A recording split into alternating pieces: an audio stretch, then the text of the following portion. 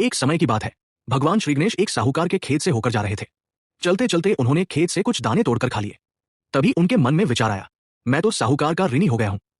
ऋण चुकाने के लिए श्री गणेश ने एक छोटे बालक का रूप धारण किया और साहूकार के पास जाकर बोले, सेठ जी, क्या आप मुझे अपने यहां काम पर रख लेंगे?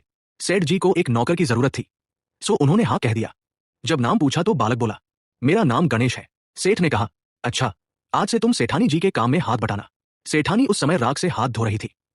गणेश जी ने उनसे राख छीन ली और मिट्टी देकर कहा, मान जी, राख से हाथ धोने से घर की रिद्धि सिद्धि नष्ट हो जाती है और मिट्टी से धोने पर घर में समृद्धि आती है। यह सुनकर सेठानी को बहुत क्रोध आया।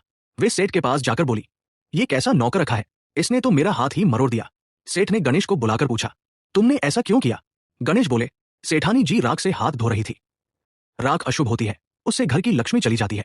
मैंने उन्हें मिट्टी दी, जिससे घर में सुख समृद्धि आती है। ये सुनकर सेठ को लगा, ये बालक तो बहुत समझदार है। उन्होंने कहा, ठीक है, आगे से ऐसा मत करना। गणेश जी ने भी हामी भर दी। कुछ समय बाद कुंभ का मेला आया। सेठ जी ने गणेश को कहा, सेठानी जी को स्नान के लिए नदी पर ले जाओ। गणेश और सेठानी दोनों नदी पर पहुंचे। सेठानी किनारे पर ही स्नान कर रही थी। गणेश जी ने उनका हाथ पकड़कर बीच नदी में ले जाकर डुबकी लगवाई। सेठानी बहुत क्रोधित हुई और सेठ जी से शिकायत कर दी, ये नौकर मेरा अपमान करता है। सेठ ने गणेश से पूछा, तुमने ऐसा क्यों किया? गणेश बोले, सेठानी जी दूसरों के नहाए हुए पानी से स्नान कर रही थी। बीच नदी में स्नान करने से अगले जन्म में राज मिलता है, इसीलिए मैंने उन्हें वहां ले जाकर स्नान कराया।